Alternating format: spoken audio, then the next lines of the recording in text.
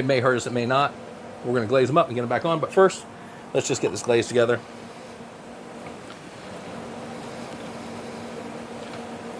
They told us at the store, the gentleman that runs that store, that there are chunks of cherry in here, and he's not lying. I don't know if you can see that on the camera.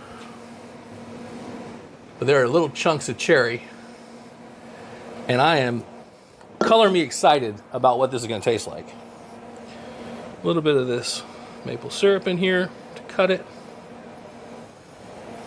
You may say a little bit. Our Canadian friends will say, what's that all about?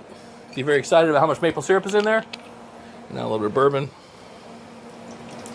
My hands are shaking like I got epilepsy. What the hell?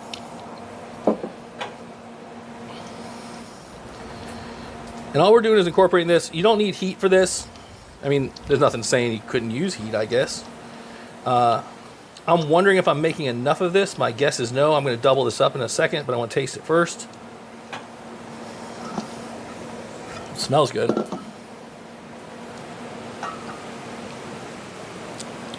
Ooh.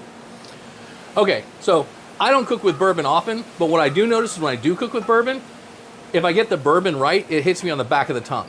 It's not what hits you on the front of the tongue. I got cherries on the front of the tongue, but then in the back I got the bourbon and I like it. I'm going to mix some more of this together, but this is what's going to go on our salmon and on our steelhead. Welcome back to the Meat Palace.